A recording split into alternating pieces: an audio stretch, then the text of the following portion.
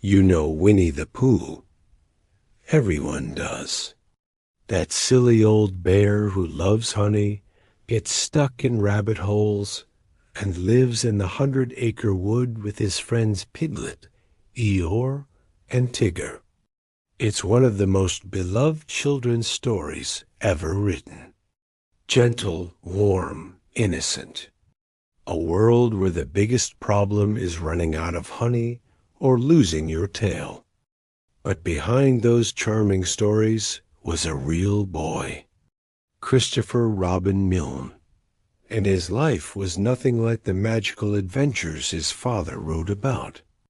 In fact, being Christopher Robin, the Christopher Robin, might have been one of the worst things that ever happened to him. So let's talk about the real Christopher Robin, the boy who never asked to be famous, the man who spent his entire life trying to escape a shadow shaped like a teddy bear. Christopher Robin Milne was born on August 21st, 1920, in London, England. His parents were Alan Alexander Milne, known as A. Milne, and Dorothy Milne. His father was already a successful writer, known for plays and light essays.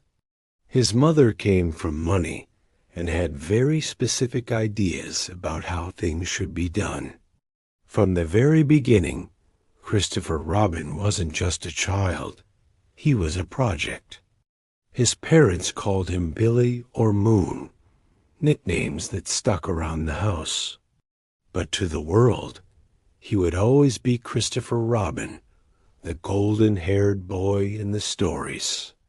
When Christopher was young, his father bought him a teddy bear from Harrods department store in London. That bear was named Edward, but Christopher called him Winnie, after a real bear he'd seen at the London Zoo. That bear at the zoo, Winnipeg, had been brought over from Canada by a soldier during World War I. Christopher loved visiting her. Soon, more stuffed animals joined the collection. Piglet, a gift from a neighbor. Eeyore, who had lost most of his tail even then. Kanga and Roo, and later, Tigger. These weren't fancy toys. They were well-loved, a bit shabby, the kind of toys that actually get played with. A. Milne watched his son play with these toys in the woods near their country home in Ashdown Forest, Sussex. He saw the games, the adventures, the imaginary conversations. And he saw something else, material. In 1924, when Christopher was just 4 years old, Milne published a book of children's poetry called When We Were Very Young. Many of the poems featured a character named Christopher Robin. The book was a huge success. People loved it. They loved the idea of this perfect, gentle little boy having sweet adventures in verse. 2 years later, in 1926, Milne published Winnie the Pooh. Then came Now We Are Six in 1927, and The House at Pooh Corner in 1928. By the time Christopher Robin Milne was 8 years old, he was one of the most famous children in the world. Everyone knew his name. Everyone thought they knew him. And that was the problem. They didn't know him at all. Imagine being a kid and discovering that your entire life has been turned into entertainment. Not just your toys, not just your games, but you, your actual name, your personality, the things you said and did, rewritten and sold to millions of strangers. That's what happened to Christopher Robin. His father took the private moments of his childhood, the stuffed animals he loved, the forest where he played, and turned them into stories. stories that made a Milne rich and famous. And at first, maybe it seemed harmless. After all, the books were sweet. They were kind. They weren't mean-spirited or cruel, but they were everywhere. And everyone wanted a piece of Christopher Robin. Christopher was sent to boarding school when he was 9 years old, which was normal for boys of his class in England at the time. But boarding school was brutal for him. The other boys had read the books. They knew who he was, and they made sure he never forgot it. Kids can be cruel. They teased him mercilessly. They mocked him for being the sissy in the stories, the boy who talked to stuffed animals and went on adventures with a bear. They called him names. They made his life miserable. Christopher Robin, the boy everyone loved in the books, became a target in real life. He later wrote in his autobiography, The Enchanted Places, that he was bullied constantly. The books, which were supposed to be a celebration of childhood innocence, became weapons used against him by his peers. Every kind word in those stories felt like a lie when he was being shoved in the hallway or laughed at during class, and he couldn't escape it. Everywhere he went, people recognized his name.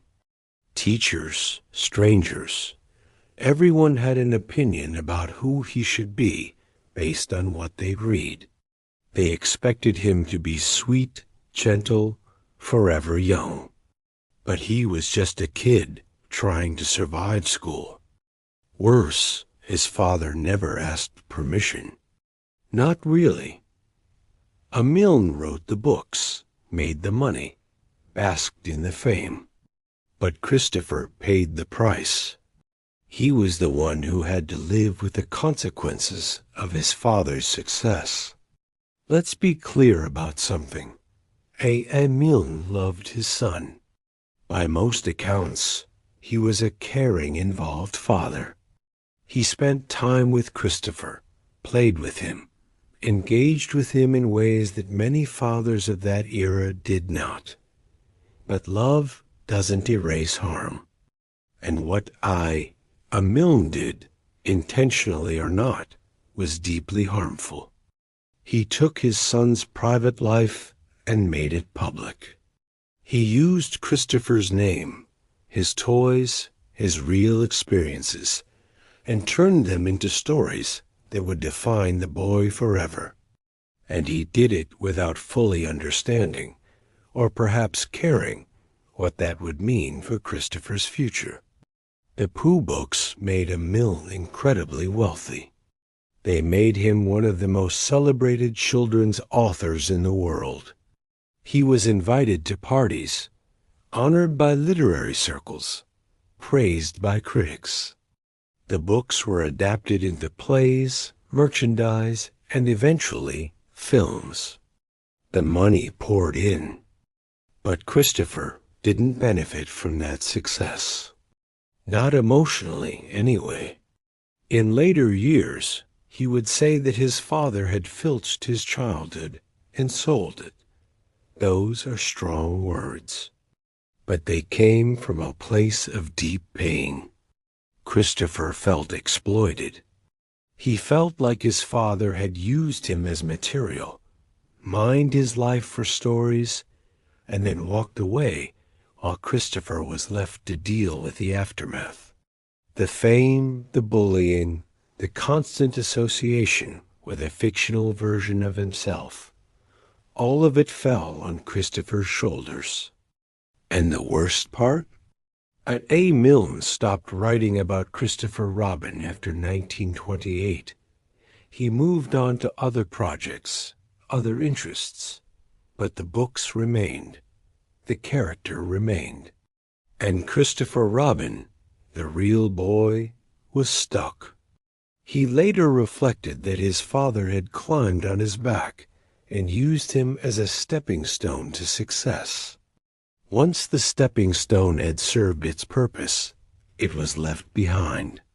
The image is heartbreaking because it's clear that Christopher felt abandoned, not just by fame, but by the very person who created it.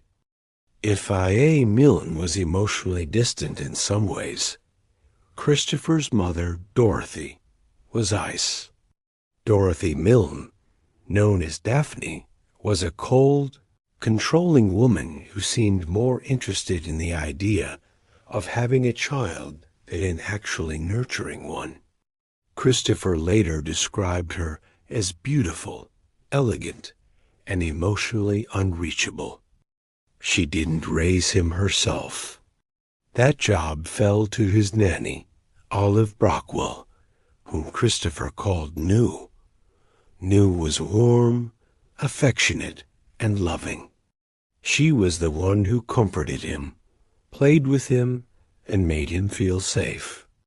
In many ways, she was more of a mother to him than his actual mother ever was.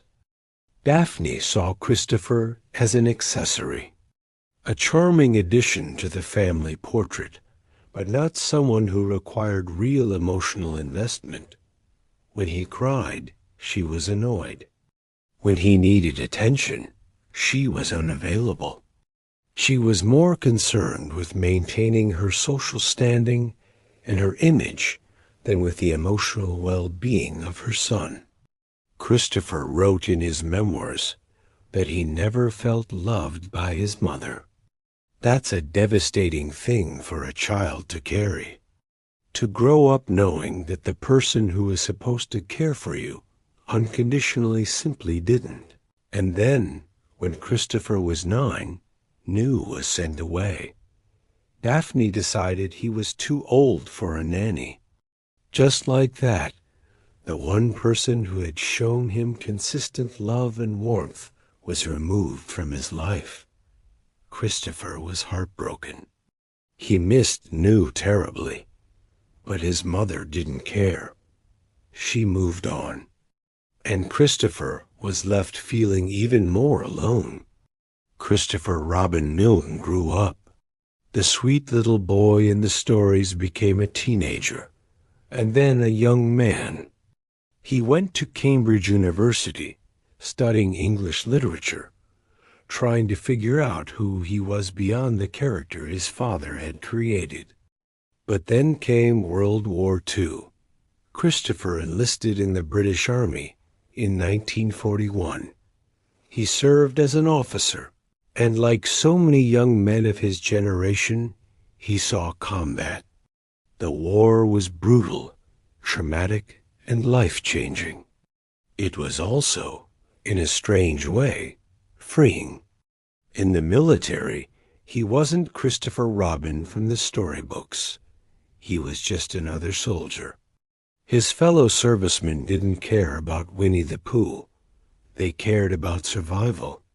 And for the first time in his life, Christopher could be someone other than the boy in the stories.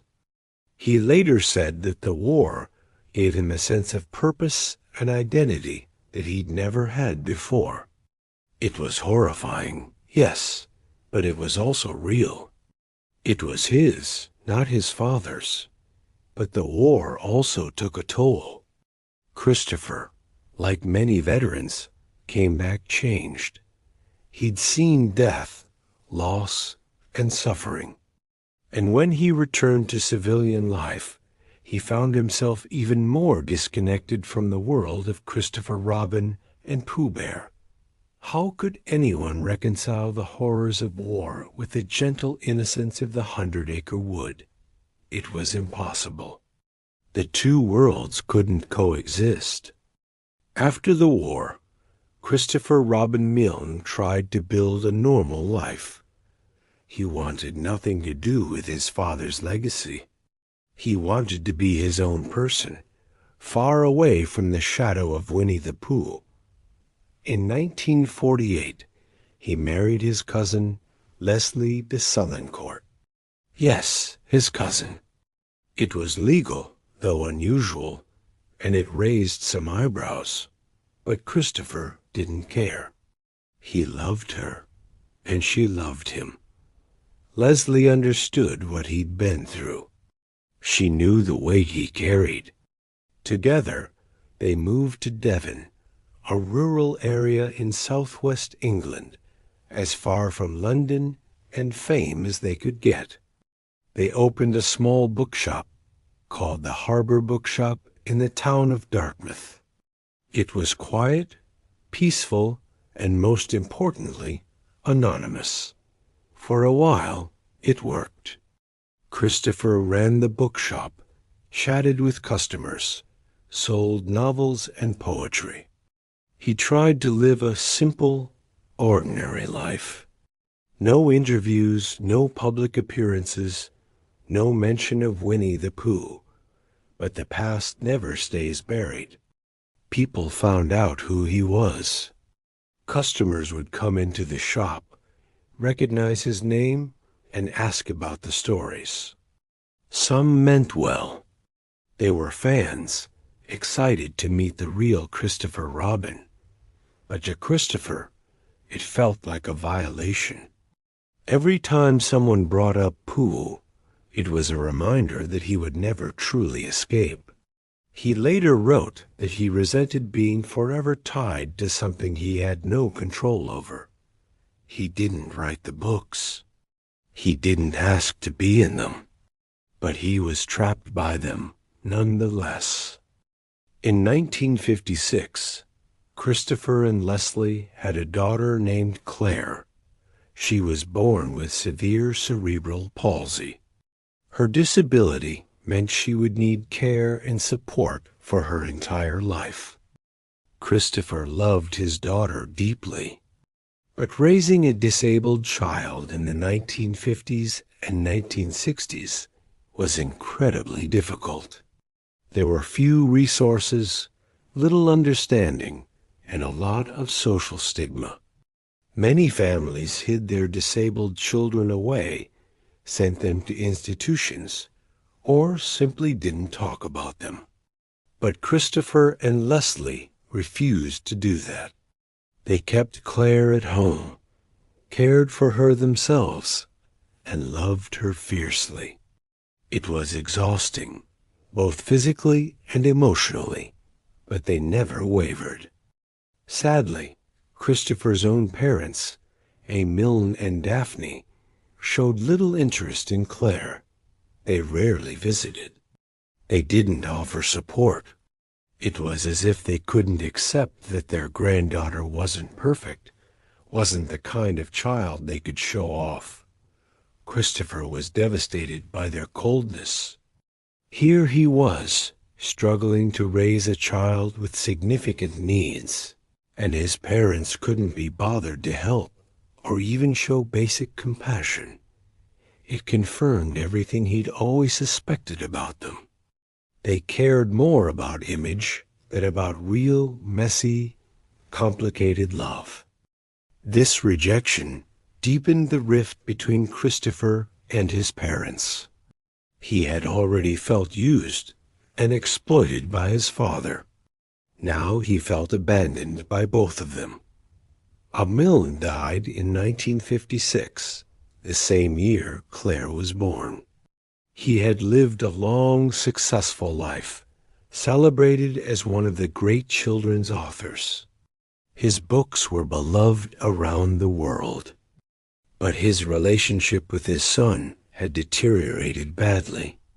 By the time of his death, Christopher and his father were barely speaking. The warmth of Christopher's early childhood, the games in the forest, the stuffed animals, all of it felt like a distant memory. Christopher didn't attend his father's memorial service. That tells you everything you need to know about the state of their relationship. In later interviews and writings, Christopher was careful not to trash his father completely. He acknowledged that A. Milne had been a good father in many ways. He'd been present, playful, engaged. But Christopher also made it clear that the books had done irreparable damage. He once said, "If I had been a more assertive child, I might have objected. But at that age, you don't. You accept what happens. It's only later that you realize what was taken from you." Milne never fully understood the cost of his success. He created stories that brought joy to millions. But in doing so, he stole something precious from his own son: privacy, autonomy, the chance to grow up without the world watching. If you thought things couldn't get worse for Christopher Robin Milne, Disney made sure they did. In 1961, Walt Disney Productions acquired the rights to Winnie the Pooh. They turned the gentle, understated British stories into colorful, Americanized cartoons. Pooh became a global merchandising empire. There were toys, clothes, lunchboxes, theme park attractions, everything. And Christopher Robin? He didn't see a penny. His father had sold the rights to the stories long before his death. The Milne estate received royalties, yes, but Christopher himself had no legal claim to the character that bore his name. He was cut out entirely. Imagine that. Your name, your childhood, your identity, all turned into a billion-dollar franchise. And you have no say in it, no control, no compensation. Christopher watched as Winnie the Pooh became even more famous, even more inescapable. The character he'd tried so hard to distance himself from was now everywhere. On television, in stores, at amusement parks. There was no escape. In the 1970s, Christopher did something remarkable. He fought back. He wrote an autobiography called The Enchanted Places, published in 1974. In it, he told his side of the story. He described his childhood, the bullying, the exploitation, the complicated relationship with his father. The book was honest, sometimes painful, but never cruel. Christopher didn't seek revenge. He just wanted people to understand that the real boy behind the stories had suffered in ways they couldn't imagine. The book was well received. Critics praised its honesty and emotional depth, but it also sparked controversy. Some fans of the Pooh stories didn't want to hear that their beloved tailies had caused harm. They wanted to keep believing in the magic. Christopher didn't care. He'd spent his entire life being what other people wanted him to be. Now, finally, he was telling the truth. Christopher Robin Milne spent the rest of his life running the bookshop in Dartmouth with Leslie. They lived quietly, far from the spotlight. Claire remained with them, and they continued to care for her with devotion. In his later years, Christopher softened a bit.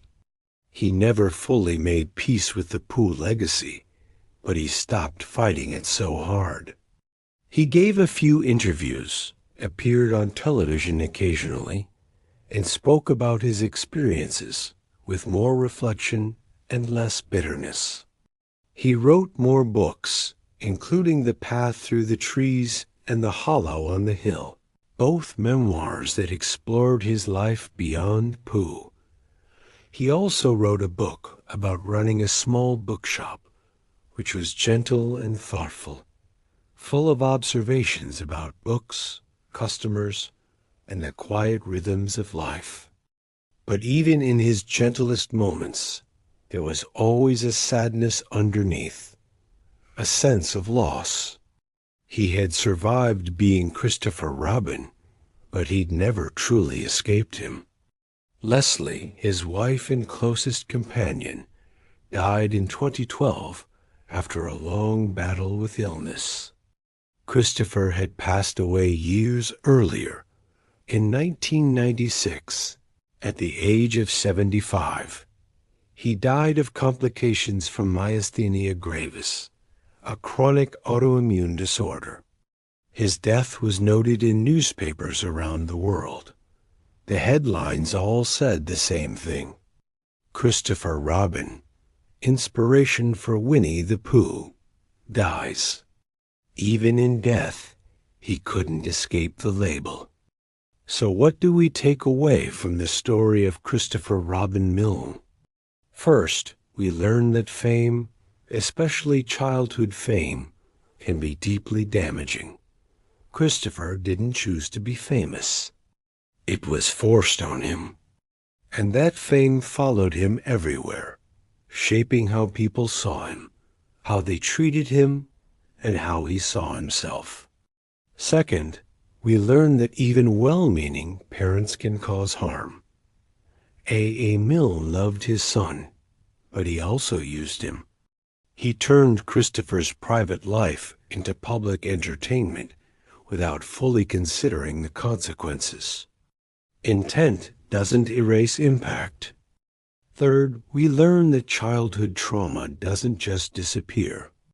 Christopher carried the weight of his father's books for his entire life. He tried to escape, tried to build his own identity, but the shadow of Pooh was always there. And finally, we learned that stories have power. Winnie the Pooh brought joy to millions of children. It's a beautiful, timeless work of literature. But behind that beauty was a real boy who paid a price for its creation. Christopher Robin Milne once said, "The Pooh books are not really about me. They're about a little boy who never existed. And yet, everyone thought they knew me because of them." That's the tragedy. The world fell in love with a character, but they forgot about the real child behind him. There's a strange epilogue to this story. The original stuffed animals, the real Winnie, Piglet, Eeyore, Kanga, and Tidder, still exist. In 1947, they were sent to the United States as part of a promotional tour for the Pooh books. They ended up at the New York Public Library, where they remain to this day, displayed in a glass case for visitors to see. Christopher Robin Milne never asked for them back. When asked about it later, he said he didn't want them. They belonged to his childhood, and that childhood had been taken from him long ago. So the toys sit in New York, thousands of miles from the 100-acre wood that inspired their stories. They're old now, faded, with patches of fur missing and stitches coming loose. But people still come to see them, still marvel at them, still connect them to the magic of Pooh. It's fitting in a sad way. The toys became museum pieces. And Christopher Robin Milne became a museum piece too. Frozen in time, never allowed to grow beyond the little boy in the stories. The story of Christopher Robin Milne is a reminder that not all fairy tales have happy endings. Winnie the Pooh is about innocence, friendship, and the simple joys of childhood. But the real story behind it is about exploitation, loss, and the price of fame. Christopher spent his life trying to be seen for who he really was. Not the boy in the books, but a real person with his own thoughts, feelings, and struggles. He wanted to be Christopher Robin Milne, not Christopher Robin, but the world wouldn't let him. They loved the character too much. And in loving the character, they overlooked the person. Today, Winnie the Pooh remains one of the most beloved characters in children's literature. The stories continue to be read, watched, and cherished. Disney continues to make billions from the franchise. But when you read those stories now, maybe take a moment to think about the real boy, the one who never asked to be famous, the one who just wanted to play with his toys in peace, the one whose childhood was stolen and sold. Christopher Robin Milne deserved better. He deserved a childhood that was his own. He deserved parents who protected his privacy instead of profiting from it. He deserved to grow up without the weight of the world's expectations on his shoulders. Instead, he got a teddy bear that wouldn't let him go. So the next time you see Winnie the Pooh, smiling and sweet, holding his honey pot, remember that behind that gentle story is a much darker truth. A truth about what happens when we forget that behind every character, there's a real person. And sometimes that person is just a child who never wanted to be famous at all.